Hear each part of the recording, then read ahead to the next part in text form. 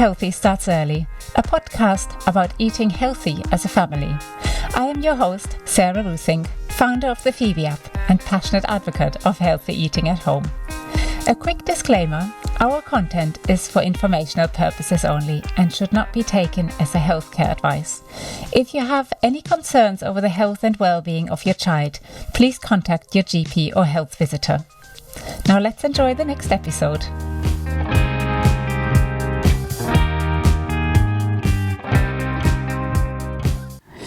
Welcome to another episode of Phoebe Podcast. Today we're talking to Catherine Dodd from doddl Cutlery. Kat, do you want to tell us a little bit about yourself? How did you come to make cutlery, and what's your background before cutlery? Were you in design before? Anything related to what you're doing now? Yes, well, nothing related to what I'm doing now, apart from having children. So before I did doddl, I actually worked in waste management. So recycling and getting everyone's rubbish and bins collected. So completely different. But yeah, how doddl came about was because I had three children very close together. So my daughter was only 15 months old when my twins were born. And that's really was the start of my journey in terms of their meal times becoming very challenging with the three kids. And that's what ultimately led to doddl being formed. And what is so special about doddl, and how does it help the baby getting used to eating with cutlery? So the real special thing about the doddl cutlery is that it's specifically designed for babies and children. So for decades, we've just been giving children small versions of adult cutlery, which is just long, thin handles. And basically, that's counterproductive for children. They don't have the strength, the coordination, the dexterity to use cutlery like we do. So giving them just small versions of adult cutlery, we've just been setting them up to fail.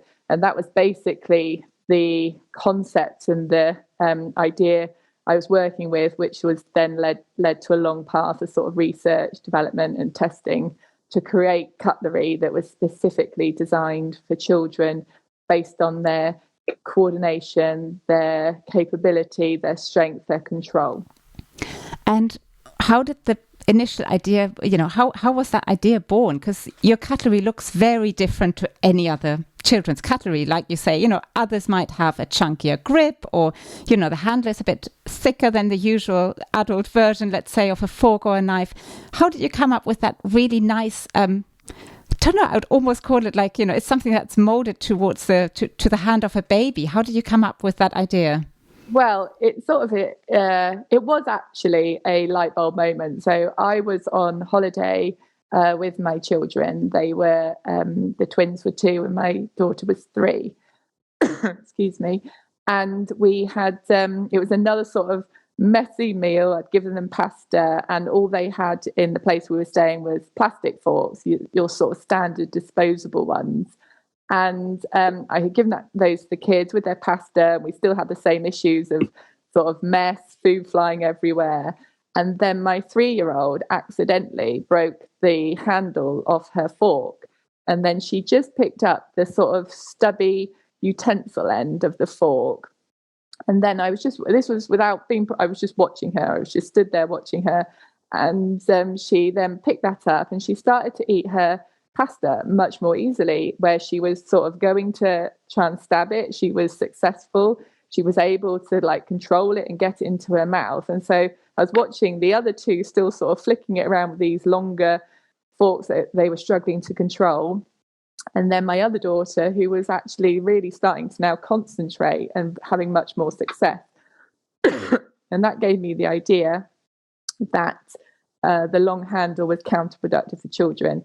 And so after that holiday, I got back home and I bought a lot more plastic forks, broke off the handles, and I started molding handles that were much more compact, of all different shapes and designs.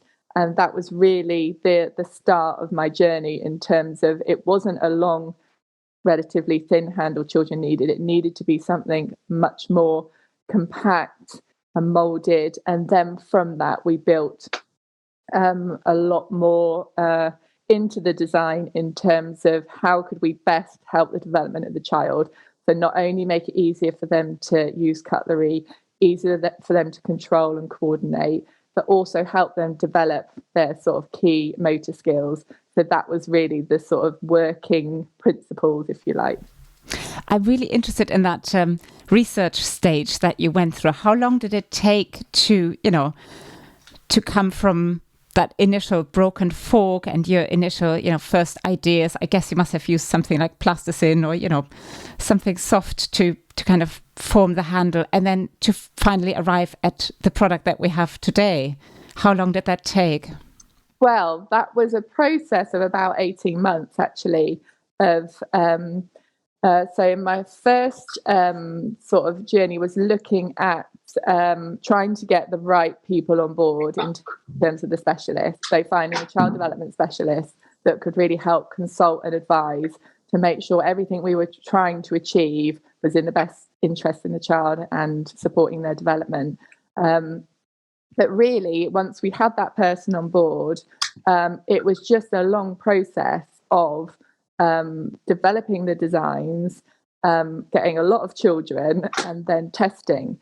And we had probably near 50 odd designs of all these different handles that would go through the same process of testing.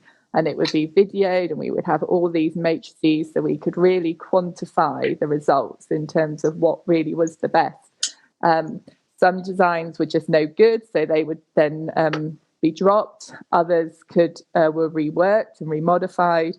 And this process just carried on basically until we got closer and closer to the final design, which basically scored when we looked at every element of, a child eating and the specifics of that, what design was the best to help the child and help their skills and make it easier. And how many children did you observe? I mean, you have 3 at your table, which I'm sure is already very interesting because you must have observed them 24/7, basically. But how many other families did you involve? Or did you have a research center kind of set up for this?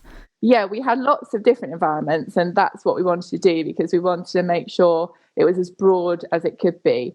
So we had went into nurseries, so big nurseries where there were a lot of children. And they were sort of processing through, if you like. So they would be doing meals at sort of maybe 20, 30 kids at a time. We went into play groups. We set up sort of focus groups that were hosted often at my house, but other premises as well. We worked with childminders where they were given sort of the prototypes to test in their environment. So it was a really wide range of, we also went to schools. It was a really wide range of children in different settings, different ages, different experiences to try and capture sort of every single situation and child, if you like.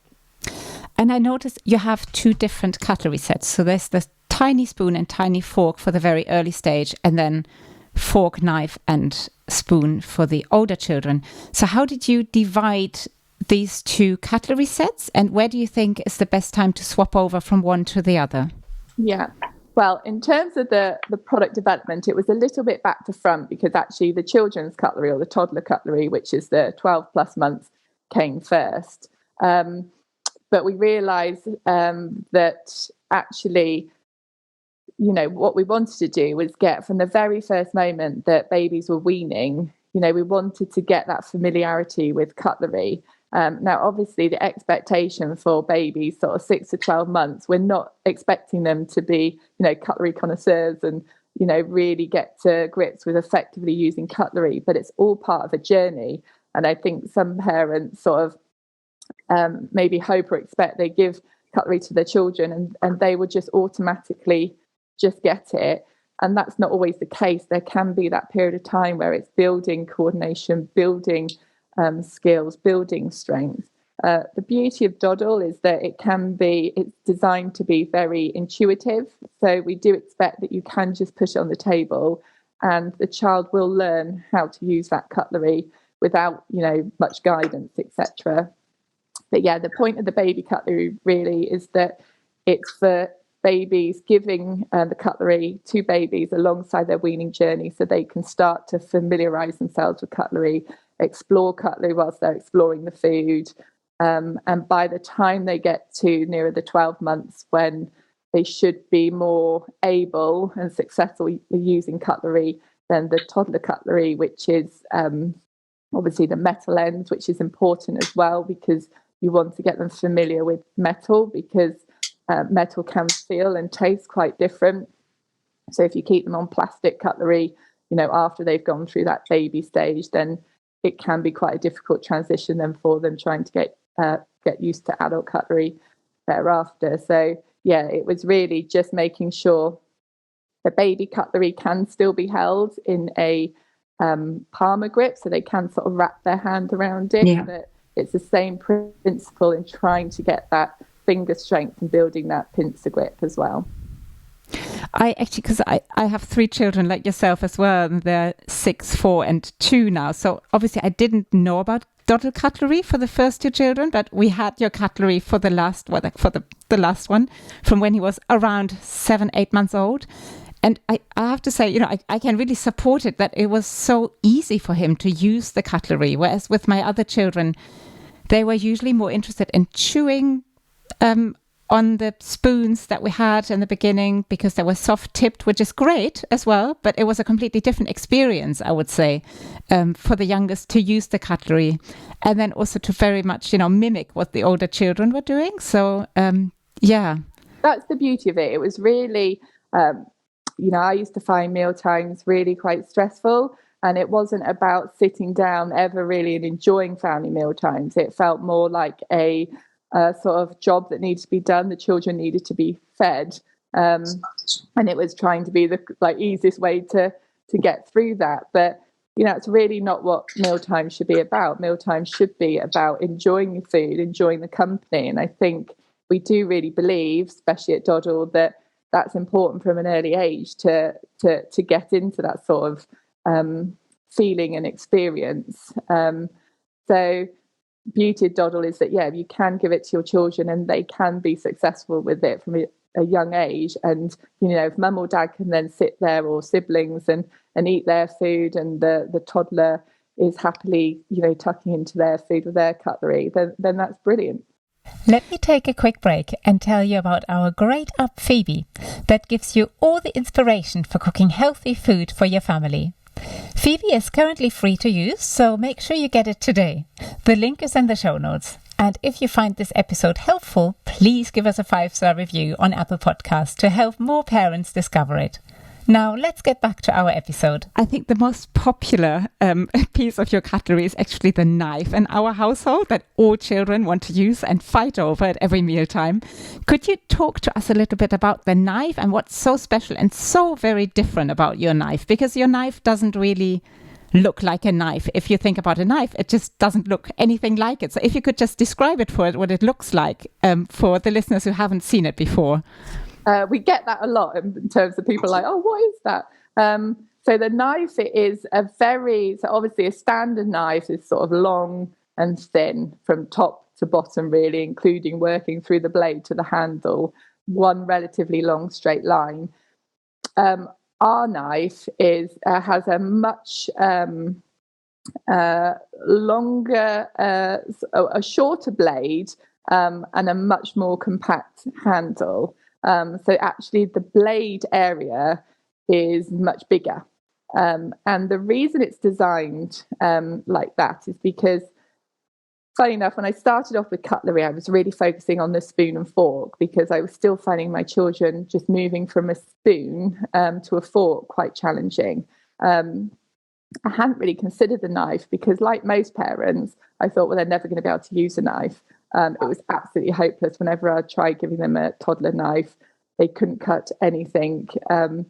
So I had almost parked the knife, and then we thought, right, how are we going to... It is important that kids can use a knife and fork. How can we make a knife that kids can actually use? And the key is why they can't use a standard knife is because they don't have the strength in their hand and wrist. So when you think about yourself as an adult cutting through food, you actually have quite a lot of strength to keep your wrist stable and to cut and push through the food. So the design of the doddl knife is really about getting a lot more support under the hand. So it puts the hand in the correct position as to how they would hold an adult knife, but it gives them a lot more support under that hand because they haven't got the strength to keep their wrist very stable. So it means that they can start learning to cut through food from a young age, and all that time they're building those skills, they're building that strength, so they can then just go on and use a normal knife.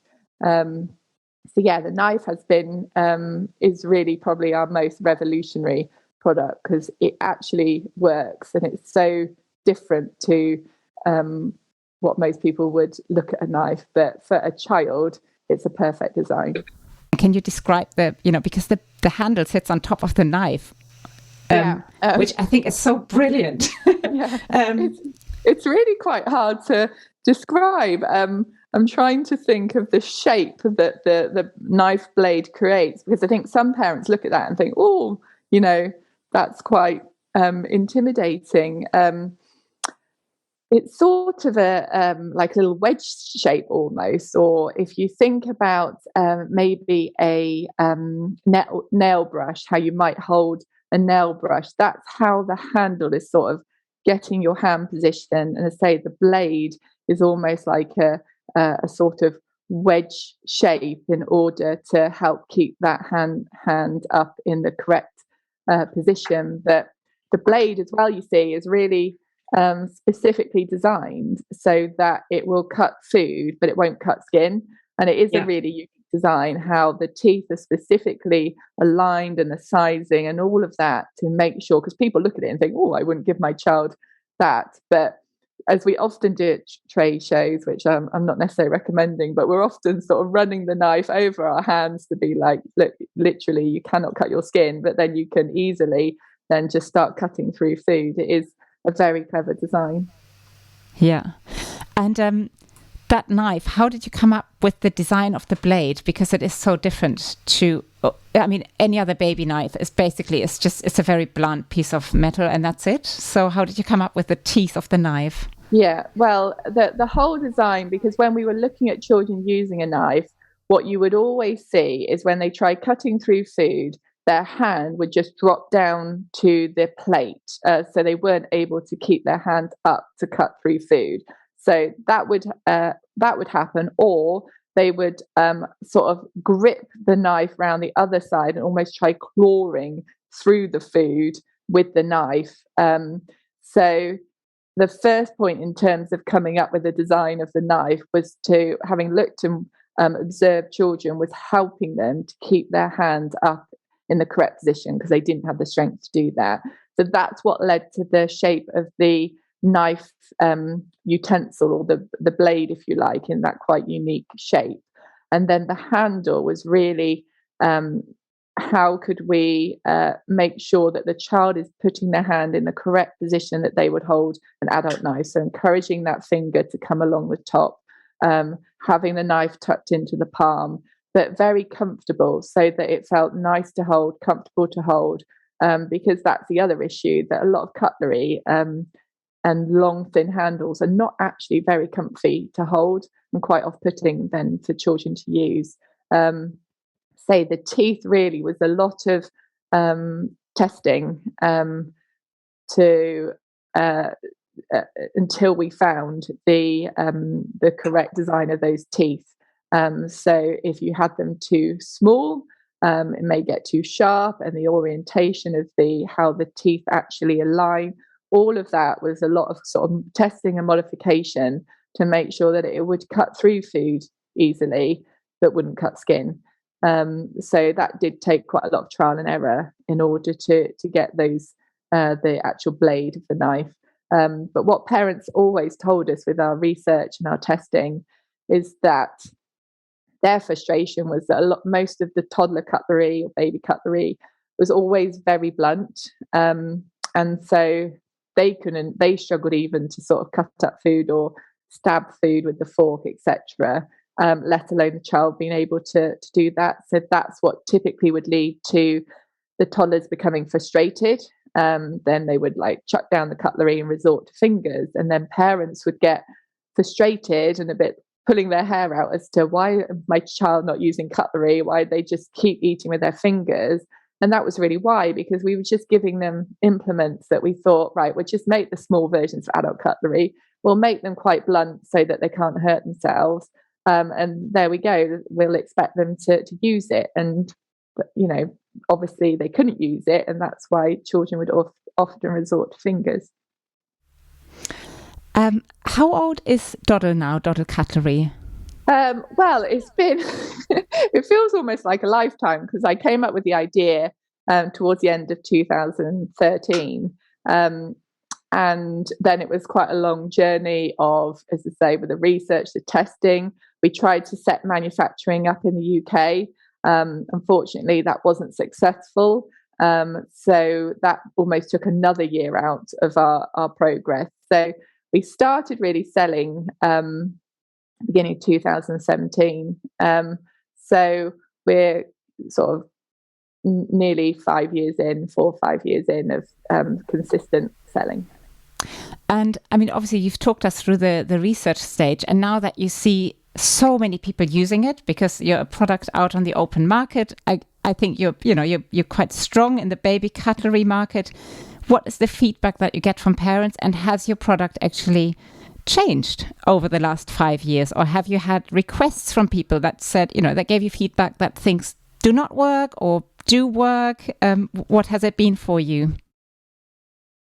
Well, that is the challenge, because the product was always designed to be the perfect product for the child. It's not the perfect product to manufacture. It is really difficult to manufacture, and that's always been a challenge that constantly is sort of being pushed by the production team, etc., to amend the design to make it more favourable for production.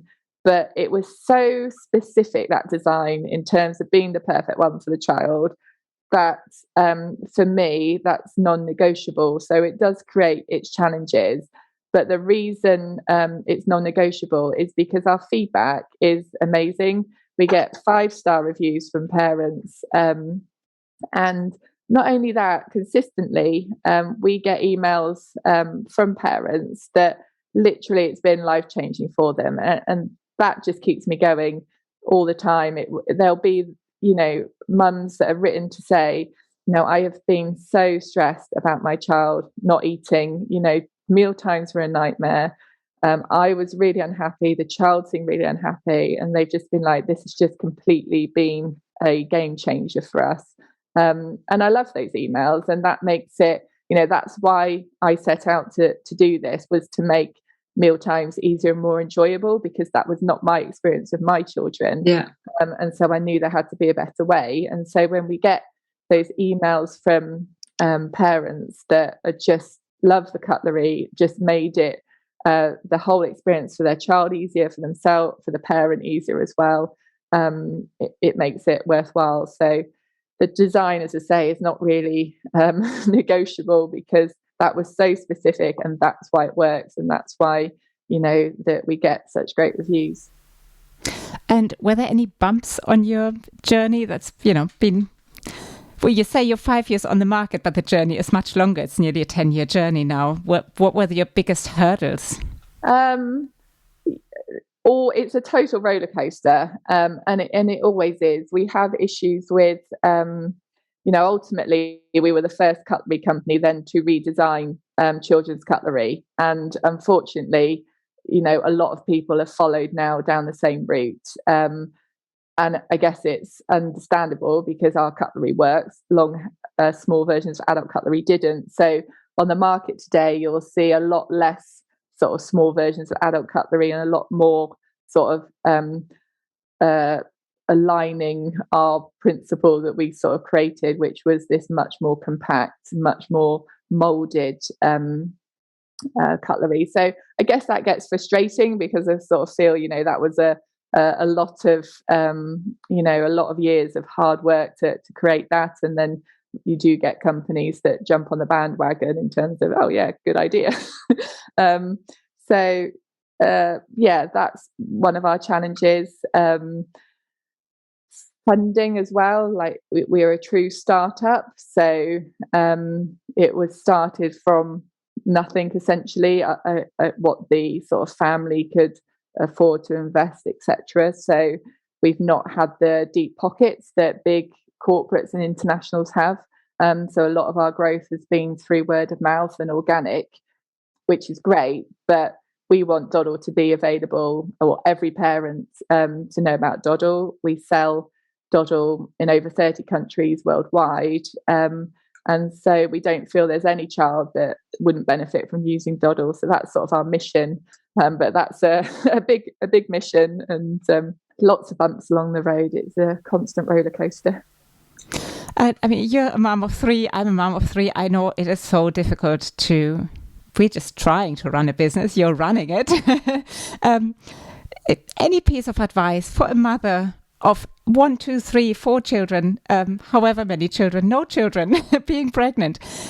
What are your 3 main pieces of advice? Because you've followed a dream. You found something that came up because you're a mother and you are in this role. So you found a new calling in your life, so to say, as we have found as well. What are your 3 pieces of advice for somebody to follow their dream?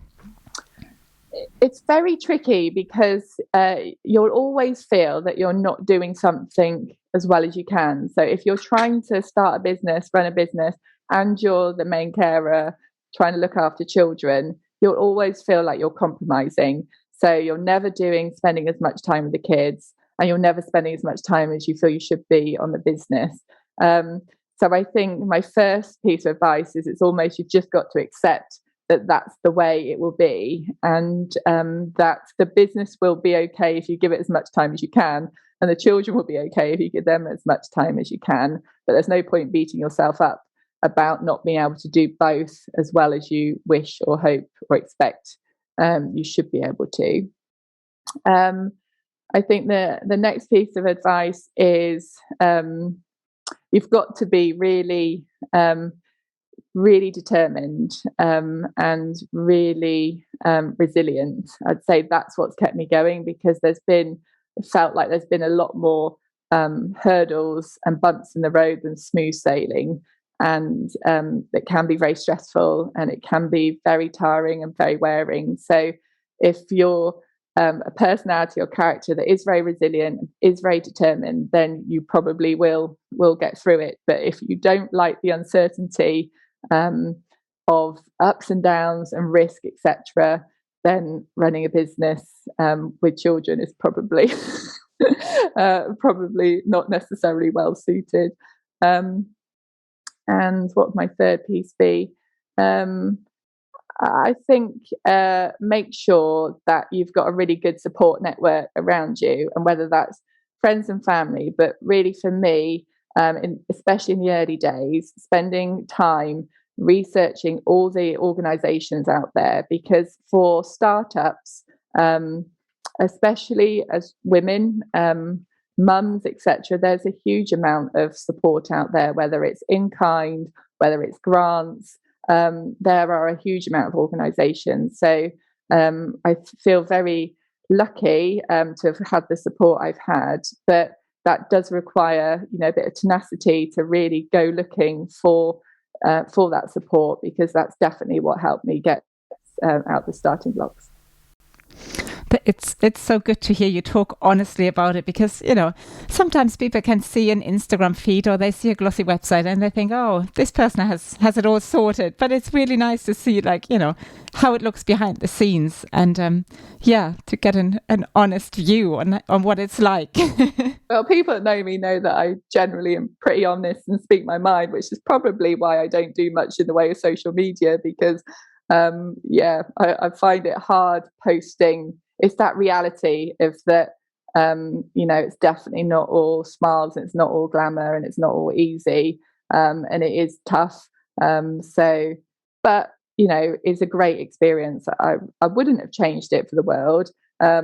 It's been an absolute roller coaster, and I feel, as I say, that I really believe in the product, and the more we get out there and the more feedback we get, the more I know it's worthwhile. So it's a journey we're going to keep on plugging on. Great. Well, Kat, thank you so much for talking to us today. And for anyone who has not heard or has not seen doddl cutlery, I will put a link to your website in our show notes, or otherwise just type doddl and you'll find your website, obviously, with all the cutleries and options that you have. And I also saw that you've got lots of nice videos on your website, which is so great to see, to see how the cutlery is being used by children of different ages. It's brilliant. Most of it is user-generated content. So it's just customers sharing with us, their experience. So we mostly share that, to be honest, rather than any own videos created, because we love seeing what customers are, how they're using it, how they're getting on. And obviously we've got our newer products, the plate. So it's sort of moving to that mealtime experience as well. Obviously we started off on the cutlery, but it's that journey to sort of help with the whole mealtime range and experience. Brilliant. Great. Well, thank you so much for talking to us today, Kat. You're welcome. Nice to speak to you. Great. Bye-bye. Thank you. Thank you so much for tuning in today. Make sure you download our app, which provides free recipes and weaning tips for families with young children. Look for Phoebe on the App Store. That's PHOEBE. And if you found this episode helpful, please give us a 5-star review on Apple Podcasts to help more parents discover it. That's it for today.